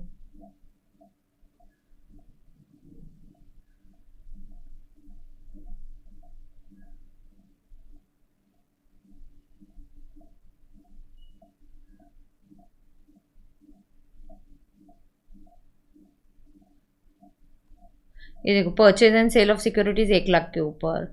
इमूवेबल प्रॉपर्टी आ गया, मोटर व्हीकल आ गया अदर देन 2-wheeler, उसके लिए है. Any purchases above 2 lakhs, note it down. Credit card भी आ गया तो यहाँ पे नोट कर लो. 19 और 20. 20 क्या है? एनी परचेजेस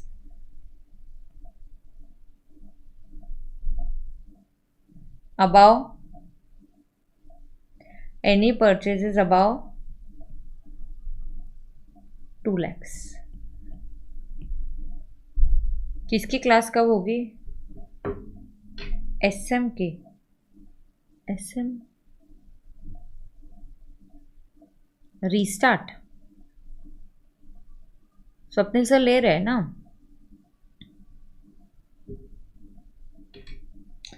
2-wheeler 2 lakhs के ऊपर होता, कितना भी अमाउंट होता वहां पे नहीं आएगा, उधर अमाउंट नहीं है. 4-wheeler के लिए भी अमाउंट नहीं है और 2-wheeler के लिए तो कोटिंग रिक्वायर्ड ही नहीं है. और 4-wheeler कितने भी अमाउंट का हो तो पैन देना पड़ेगा, कोट करना पड़ेगा. आगे जाएंगे. चलो, cell of scooter.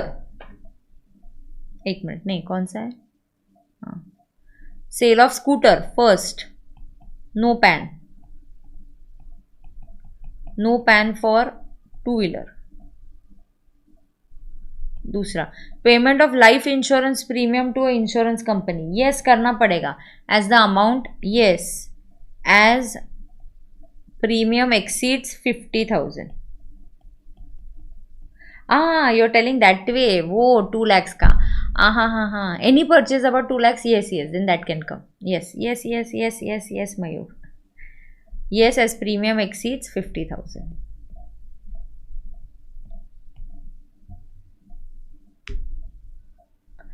Purchase of a plot 9 lakhs.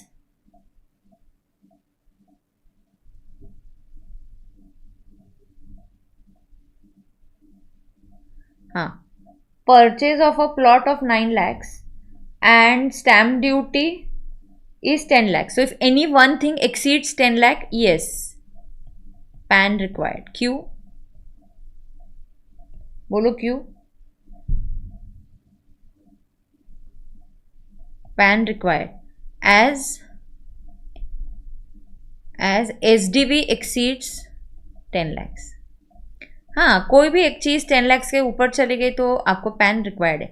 अच्छा, क्या इतने ही लर्न करने? नहीं, आपको इससे समझना है कि अगर इस टाइप के क्वेश्चंस आ सकते हैं तो अपने को सारे लिमिट्स लर्न करने चाहिए कि नहीं? Yes.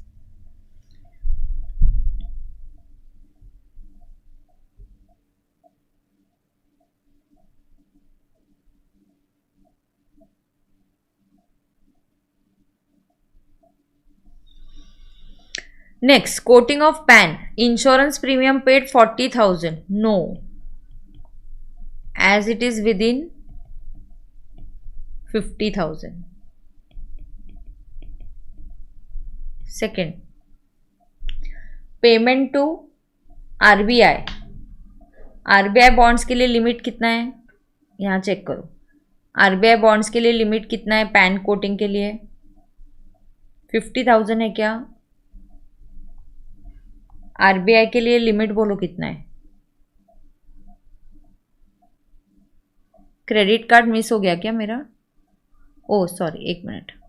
Applied for credit card, fourth, sorry, applied to PNB for credit card, yes. कल ही लिख के दिया था, एप्लीकेशन ऑफ क्रेडिट कार्ड के लिए पैन कार्ड चाहिए, yes. Pan required for credit card. Credit card के लिए आपको कोट करना पड़ेगा। हाँ, अब यहां पे आते हैं। Payment of 1,10,000 to RBI, yes, as amount exceeds 50,000। तो RBI से अगर आप 50,000, तो देखो selling of shares and buying of shares 1 lakh limit है, इमूवेबल प्रॉपर्टी 10 lakhs लिमिट है, इंश्योरेंस प्रीमियम 50,000 है, होटल एक्सपेंसेस 50,000 है बट वो कैश में। तो होटल एक्सपेंसेस 80,000 चेक से किया तो नहीं देना पड़ेगा। तो कुछ कुछ चीज़ों के लिए लिमिट कैश में है, वो भी याद रखना पड़ेगा ना। पेमेंट ऑफ 1 लाख, ये देखो आ गया, वही आ गया। हाँ रुको, थर्ड, क्रेडिट कार्ड के लिए किया, credit card for SBI, yes. PAN, yes. Ma'am PAN required for application of debit card. बेटा डेबिट कार्ड का हम एप्लीकेशन नहीं करते, वो करंट अकाउंट और सेविंग अकाउंट ओपन करोगे तो आ ही जाता है। तो ओपनिंग ऑफ बैंक अकाउंट तो पैन चाहिए ही ना। Payment of 1 lakh by account पे cheque to a travel agent, no, since it is required on 50,000 in cash, on excess of 50,000 in cash। अरे हाँ कि नहीं? हाँ, आगे जाएंगे, एक ही मिनट। हाँ,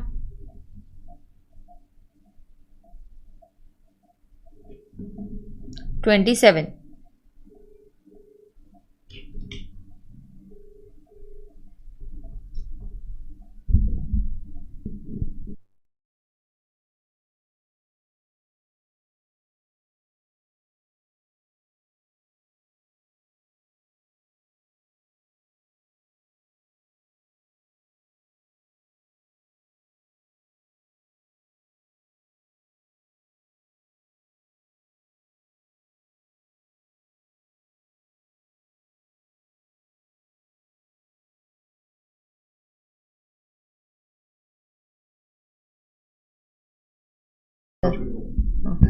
ओके, चलो अब सुनो। हाँ, आगे जाएंगे, चलो। गिव रीजंस वेदर, अरे कोटिंग ऑफ पैन पे है क्या सब कुछ? अभी सारे क्वेश्चन कोटिंग ऑफ पैन पे। चलो, पहला, he makes a cash payment of 50,000, cash payment of 50,000 to Bill Rays, no PAN, it has to be in excess. तो फर्स्ट का आंसर है नो पैन। अगर 51 होता, 52,000, 50,500, no PAN, as payment is up to 50,000।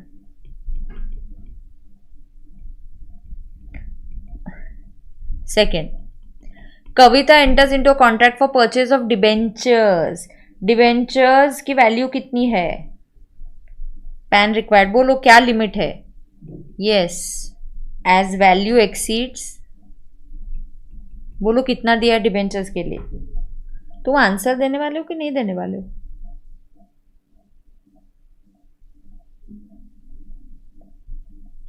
चला, debentures के लिए क्या value है? 50,000 है, हाँ 50,000 है exactly. But anyways your safe year 185 है, मतलब तुम अगर कंफ्यूज हो गए शेयर्स और सिक्योरिटीज में, शेयर्स में 1 लाख है तो तुम कंफ्यूज हो गए, तो एनीवेज ये 185 के ऊपर है। आरबीआई के लिए 50,000 है। Mister Ramesh page 57,000 for units of mutual fund. तो यूनिट्स ऑफ म्यूचुअल फंड कितने हैं खरीदे आपने? 57। तो क्या करना पड़ेगा? 50,000 के ऊपर है म्यूचुअल फंड्स का।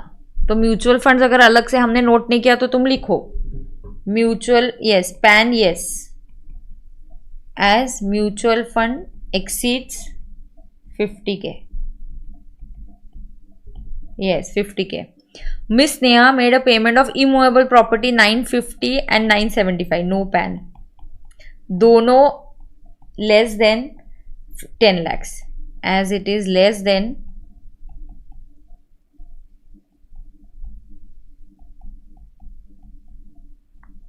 आगे जाएंगे। Read 28. So we have 28, 29, 30, 31, 32 and 33. Come on, just last few questions and then we are done with ITR. ITR की थ्योरी भी पढ़ाई है, ITR के क्वेश्चंस भी करवा दिए। जो इस बार मैंने वही चैप्टर्स लिए जिसमें तुमको डर लगता है, TDS, TCS, ITR, है ना? क्योंकि अभी क्या करना है, 1-2 लेक्चर्स के बाद अपने को GST का भी लेना पड़ेगा। अब GST के 50 इंपॉर्टेंट क्वेश्चंस है, have you done those 50 important questions?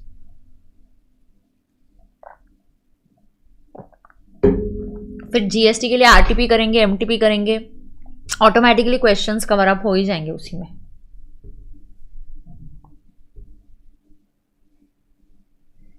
चलो आगे।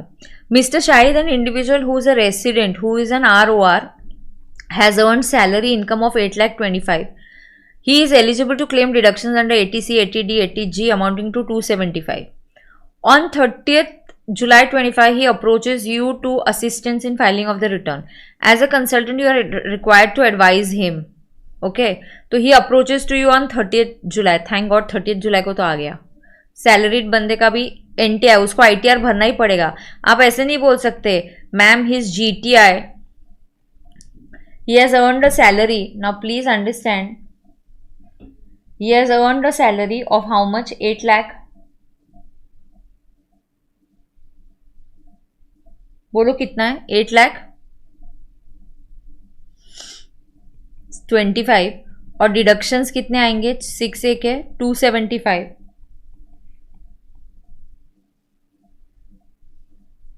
तो NTI बोलो कितना आएगा? बोलो ना।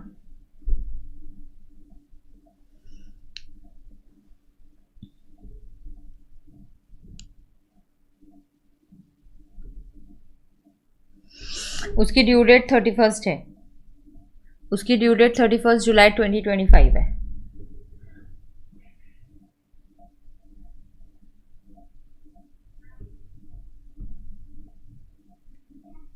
एक दूसरे के आंसर्स दो, मुझे आंसर दो जल्दी। 875 माइनस 27, 825,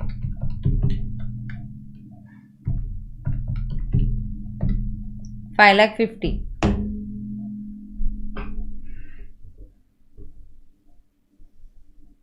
रुको, स्टैंडर्ड डिडक्शन सैलरी का भी लेना पड़ेगा ना, रुको।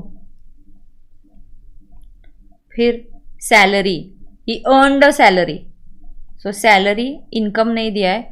अगर वो 825 माइनस 50,000 करेंगे तो कितना हो जाएगा? 775। फिर ये GTI आ जाएगा, इसमें से चैप्टर 6 से करेंगे, वो कितना आएगा? 275। तो इनकम होगा 5 lakhs। नाउ इट ऑफकोर्स यहाँ वाला दिस एक्सीड्स, मैम टैक्स 0 आ रहा है, टैक्स 0 आएगा क्योंकि रिबेट है। बट इट एक्सीड्स इनकम, ये वाला इनकम बिफोर चैप्टर 6 से एक्सीड्स BL. कौन सा इनकम लेना है? इनकम बिफोर कंसिडरिंग चैप्टर 6 से exceeds BL. Okay, so income before. Now you have to do both. Ma'am what if he opts for back लिया तो 75,000 लेना पड़ेगा. यस, तो एक मिनट, मैं 28 का थोड़ा डिटेल में यहाँ पे आंसर लिखती हूँ. 28 का आंसर यहाँ पे लिखेंगे. सो सैलरी कितना हुआ? 775 आफ्टर 50,000, 725. Then chapter 6 है, which is 275.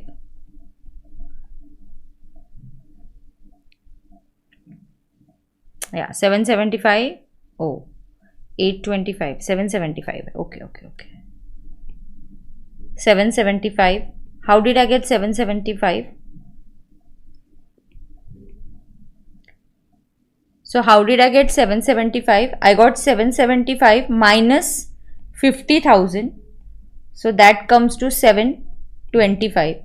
So 725 minus chapter 6 है 5 lakhs. Okay, tax 0 है. But income before chapter 6 से exceeds BL. Therefore, ITR mandatory. And he approaches you on 30th July. Great. Now this is out of back. आपने क्या लिया? You are out of back. But if you would have taken back, then salary कितना आता था? 825. Salary कितना है भाई इसका? हाँ, 825. 775. करेक्ट. ये 775 है. हाँ, 825 minus 50. Got it. Got it. So 825 minus 75,000. तो फिर इसका सैलरी, इसको नील आ रहा है, बट इसका BL देखना पड़ेगा. 825 minus 75. 750 लेस चैप्टर 6 से नहीं मिलेंगे, तो इनकम कितना आएगा? 750. करेक्ट है? यस. तो यहां पे टैक्स निकालना पड़ेगा. टैक्स भी पूछा है क्या?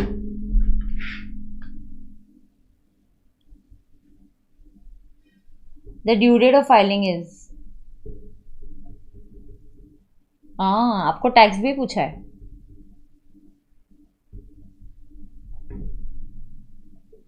ओके, ठीक है, but that's okay, that we can do, that's okay. तो यहाँ पे भी if you opt for 115 back लिया तो बैक के हिसाब से निकालना पड़ेगा. ठीक है. Now if he approaches on 1st August, then this will become a belated return. And along with belated return आपको 234F का लेट फी लगेगा. आपको क्या लगेगा? Late fee of 234F. So late fee of 234F लगेगा. And your NTR is exceeding 5 lakhs, so late fee will be 5,000. ठीक है. तो आपको बैक का वर्किंग करना है, तो पॉज करके देख लो. आप आउट ऑफ बैक करोगे, आपकी सैलरी 825 है minus 50,000 standard deduction. Your income is 775 before chapter 6 से रिटर्न फाइलिंग इज मैंडेटरी. आपका टैक्स यहाँ पे 0 आएगा. ऑफकोर्स आई नो यहाँ पे भी टैक्स 0 आएगा, because you are gonna get a rebate now, right? You are gonna get a rebate now up to 7 lakhs. No, we don't know 7 lakhs तक tax 0 आएगा कि नहीं. 750 पे रिबेट नहीं आएगा. करेक्ट. तो आपको टैक्स निकालना पड़ेगा. आपको निकालना है क्या टैक्स? 750 पे. चलो निकाल ही लेते. चलो, हाँ, कर लेते, अच्छे से कर लेते, जाने दो. 750 पे टैक्स निकालो. So 0 to 3 lakhs. What are the slabs? Do you remember your slabs for 115 back? चलो 115 बैक के स्लैब्स बोलो और टैक्स बोलो जल्दी से मुझे.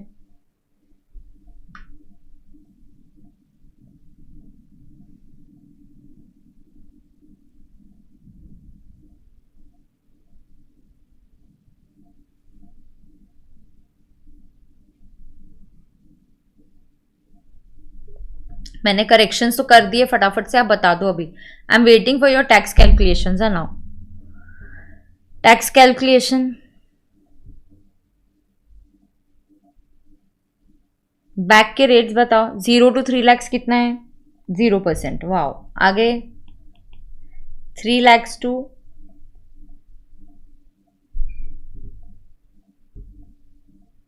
7 lakhs कितना टैक्स आएगा?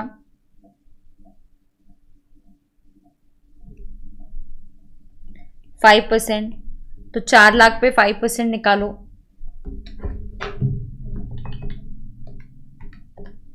20,000 और 7 के ऊपर जो 50,000 है 5,000, तो टैक्स कितना आएगा?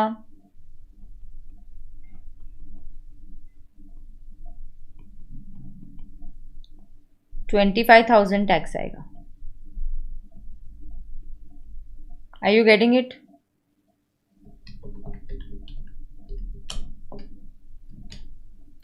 एंड 4% सेस आ जाएगा, 26,000 हो जाएगा वो. अच्छा, आपको लग रहा है क्या रिबेट आएगा? क्या नहीं आएगा? आपको याद है क्या मार्जिनल रिबेट? यहाँ पे मुझे लग रहा है ये टैक्स का लेक्चर हो रहा है, टैक्स कैलकुलेशन का चैप्टर चल रहा है. मार्जिनल रिबेट आपको पता है, इनकम 750 है तो टैक्स कितना आया? 25. ओके. और इनकम 7 लाख होता तो टैक्स कितना आता?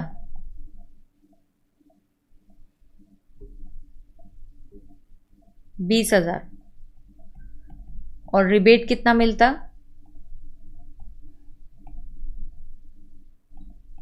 नहीं, there is a concept of marginal relief ना, there is a marginal rebate ना.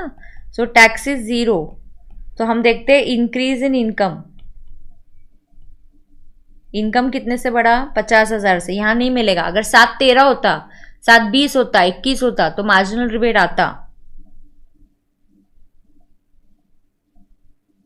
इंक्रीज इन टैक्स 25,000, तो इतना नहीं हुआ. Therefore no marginal rebate. नहीं मिलेगा मार्जिनल रिबेट. 7 लाख के पास है तो 7.5 तो भी नहीं आ रहा है, याद रखना. No marginal rebate. तो ये टैक्स इज 26,000 प्लस आपको 5,000 की लेट फी भरनी पड़ेगी. चलो डन है. तो ये कौन सा क्वेश्चन हो गया हमारा? ये कौन सा क्वेश्चन हो गया? We finish with question 28. We have just 2-3 questions remaining. आखिरी के 2-3 क्वेश्चंस है, थोड़ा सा पेशेंस रखना. तो ये जो क्वेश्चन है मैं लिखूंगी यहाँ पे, refer last page. Refer last page. Correct. चलो 29. Who is eligible to file a return through TRP? AR we know now. Individual and HUFs not having tax audit. Individual and HUFs not having tax audits. Mr. Avinash filed his return. Mr. Avinash filed his return on 30th September 25. In the month of October, he came to know he forgot to show interest on FD. तो कुछ भूल गया. Can he revise a return in October 25? Yes, he can. Because what is the last date for revising? Assume that due date for the return was 31st July. भाई due date कुछ भी हो, a normal return can be revised. तो अगर due date जुलाई होती और उसने अक्टूबर में फाइल किया तो बिलेटेड हो जाता. तो बिलेटेड रिटर्न फाइल किया है, normal return, normal as well as belated return both can be revised. So can he revise? Yes, normal plus belated returns. Both can be revised. Normal as well as belated returns both can be revised. समझ में आ रहा है क्या? समझ में आ रहा है क्या?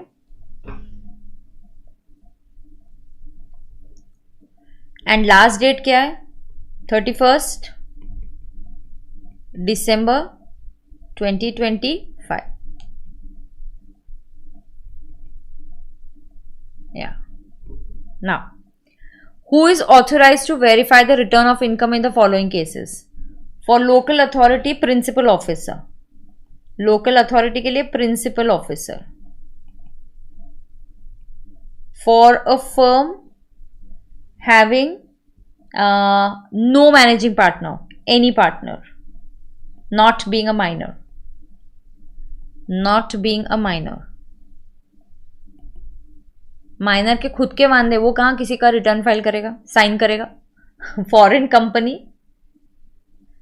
So any person who holds, MD हो सकते हो, any person who holds valid power of attorney.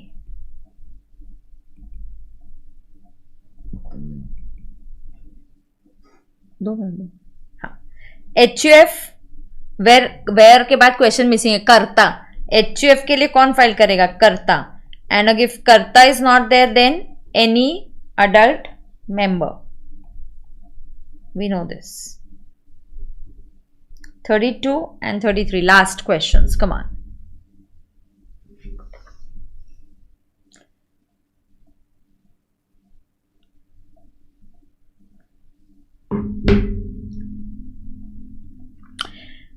Mister Rajeev, owing to certain, अच्छा सबको पता है, आपको मेरे चैनल पे जाना है, प्लेलिस्ट ढूंढना है. नॉकआउट राउंड जीएसटी के है, 3 लेक्चर्स है या 2 ही लेक्चर्स जहाँ 50 क्वेश्चंस हुए. 3 लेक्चर्स में 50 क्वेश्चंस हो गए जीएसटी के. सेट ऑफ का चैप्टर है, रेसिडेंशियल स्टेटस के 3 क्वेश्चंस है, कर लो. हाँ, अब देखो यहाँ पे क्या हो रहा है. Mr. Rajiv, owning to certain unavoidable, could not file his return. He could not file the return. Can he file the return after expiry of due date? Yes. Belated return. What is the last date? We know it. Come on. 31st December 25. Technically बोलो तो इसको बोलते हैं 3 months before the AY. हाँ, 3 months before the AY. मतलब AY खत्म होने से 3 महीने पहले. और completion of assessment, ये सेम हमने किया है. Whichever is earlier. What are the implications and consequences? Done. कि भाई कुछ लॉसेस कैरी फॉरवर्ड नहीं हो सकते, कुछ डिडक्शंस आप क्लेम नहीं कर सकते. आगे.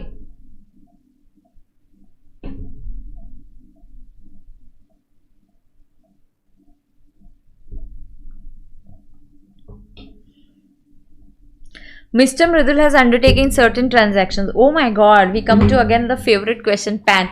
PAN पे अपन ने बहुत क्वेश्चंस किए, बहुत बार आया है ये. MTP Jan 26 का, इसी MTP में आया है, तो ये इसी MTP का सवाल है. अच्छा, इसी MTP का सवाल है. So he paid 95,000 towards acquisition of equity shares. Is the quoting of PAN required? No PAN, क्योंकि equity shares के लिए लिमिट क्या है? 1 लाख. बेटा, what is the limit? The limit is 1 lakh. 1 lakh की लिमिट है. A sum of 1,10,000 was paid for acquisition of second के लिए. yes, as it exceeds. Mutual funds के लिए लिमिट कितना है? 50,000 for mutual funds, MF. Third, application for issuance of credit card. yes, PAN required. Credit card के लिए कोई limit नहीं है. Payment of 1,50,000 in cash. yes, as it exceeds 50,000. तो इस बार का MTP में ये सवाल पूछा गया है. So I think I have tried to cover maximum. Question number 28 का आंसर इधर है. yes, तो I have tried my best to cover the maximum things. I hope this lecture has been useful. मैं आपको एक पोल डालूंगी, MCQ लेना है या पहले RTP लेना है. अच्छा, ऐसा कोई पर्टिकुलर चैप्टर है जो आपको लग रहा है और उसके क्वेश्चंस ही नहीं है, जैसे आई न्यू TDS के क्वेश्चंस नहीं है, आई न्यू ITR के क्वेश्चंस नहीं है, but I already know PGPP के अच्छे क्वेश्चंस हैं. 9 questions of PGPP and it covers such great adjustments. Then I have 10 to 12 questions of salary, 10 to 15 questions of capital gains already है. ITR हो गया, TDS हो गया, वहाँ सेट ऑफ है, रेसिडेंशियल स्टेटस भी है. So what is stopping you from? Nothing to stop you. Please do that. So now we can have, yes, ये चैप्टर खुद से लर्न करना है, खुद से बहुत सी चीज़ें आपको लर्न करनी है. So please focus on that. मेरे लेक्चर लेने से तुम पास नहीं होने वाले, खुद पढ़ाई करनी है. इसका मतलब ये नहीं कि मैम आप लेक्चर नहीं लोगे क्या, नहीं मैं आऊँगी, मैं लेक्चर लेने वाली हूँ। लेक्चर सैटरडे संडे नहीं होगा, अब लेक्चर मंडे को होगा। I need to plan, so मैं आपको ये डाल देती हूँ, क्या बोलते हैं, I put a poll whether on Monday you want MCQs or you want me to do the MTP or you want me to do both, because then MTP हम ट्राई करेंगे कि एक लेक्चर में हो जाए, MCQ के 2 lectures लेंगे, तो 3 लेक्चर्स में अगर इनकम टैक्स खत्म करते हैं then we can start with GST के RTP MTP, तो उसी से क्वेश्चंस हो जाएंगे, क्योंकि GST के 50 इंपॉर्टेंट क्वेश्चंस ऑलरेडी करवा दिए, उसी में PYQs आ गए, फिर और मैं फिर से क्या ही कराऊंगी, राइट। यस, एक छोटा सा अमेंडमेंट का लेक्चर लूंगी, बट मेरे चैनल पे 10-15 मिनट लगेंगे अमेंडमेंट लेक्चर को, इनकम टैक्स और GST के, ठीक है। सो उसके लिए हम मिलेंगे, वो भी मैं अपडेट करूंगी। I hope you are all prescribe part of my. Ma'am GST start करो, ITC क्वेश्चन, नो मोक्ष, इट्स ऑलरेडी डन। GST तो इनफैक्ट मैंने सिर्फ ये नहीं करवाया है। मैम GST मैराथन कर ले, yes you can do marathon, and then आप GST के मैराथन कर लीजिए या खुद से पढ़ाई कीजिए, आपको जैसा ठीक लगे, बट GST के प्रैक्टिस क्वेश्चंस करने 50। तो मैंने वहाँ पे ITC चैप्टर लिया है, रजिस्ट्रेशन चैप्टर लिया है, VOS लिया है, TOS लिया है, चैप्टर वाइज दिया है, ई-वे बिल का भी लिया हुआ है। तो I will share with you the question and as well as उसके आंसर्स, तो आप देख लेना अगर आपको वो जम रहे हैं, क्योंकि 50 almost 49 question have done for knockout round already for GST, so please do it. Yes, आपको बिल्कुल वो करना है, उसी में से पास्ट क्वेश्चंस ही करवा दिए मैंने सारे, ठीक है। Yes, so thank you so much, I will see you on Monday, wish you all the best, keep studying. Saturday Sunday पढ़ना है, बिल्कुल रिवीजन लेक्चर अवेलेबल है, तो बस देखते नहीं बैठना है, अपने अपने शेड्यूल के हिसाब से भी जाना है, वो भी बहुत ज़रूरी है, ठीक है। तो मैं आपको ये दे देती हूँ। यस, मोक्ष, ओके, मोक्ष ने सॉल्व नहीं किए क्या नॉकआउट? हाँ, कितने बच्चों ने नॉकआउट राउंड सॉल्व किया GST का, बोलो यहाँ पे, बताओ, सच्ची बताओ। तो अभी इसके लिए थोड़ा टाइम चाहिए ना, आप खुद भी करने चाहिए आपने ये। How many of you all yet have to do? Yes ma'am, I still pending, बोलो नॉकआउट राउंड पेंडिंग है, बता दो मुझे। तो GST के knockout round, go on my channel CA पूछा दाते, go on the playlist, playlist पे क्लिक करो, आपको मिल जाएंगी सारी प्लेलिस्ट। डाउट कहाँ पूछ सकते हैं? 9112114653। फिलहाल मैंने ये वीक डाउट नहीं आंसर किया क्योंकि मेरी तबीयत ठीक नहीं थी। मुझे ना ऐसे ही लग रहा था कि हेक्टिक हो रहा है तो ठीक नहीं है, ऐसे मुझे थोड़ा डिजीनेस लग रहा था, but when I went to the doctor then I realise कि वर्टिगो का प्रॉब्लम है, इसीलिए फिर मैं ये वीक थोड़ा सा मैंने क्वेरी सॉल्विंग नहीं किया। हाँ देखो पेंडिंग है, टीना बोल रही है पेंडिंग है, ग्रेट। हाँ मैम GST का पेंडिंग है, गुड। सो मोक्ष, टीना, आप जाओगे और आप पहले नॉकआउट राउंड करोगे, उसके मैं क्वेश्चंस और उसके सॉल्यूशंस के साथ, पॉसिबल हुआ तो मैं फाइल शेयर करती हूँ, बट क्वेश्चंस की फाइल मैं टेलीग्राम पे डालूंगी। सैटरडे संडे आप GST नॉकआउट राउंड मेरे साथ 3 लेक्चर्स है, कर दो, खत्म कर दो, ठीक है। यस, चलो then, tata, bye bye, all the best, keep studying.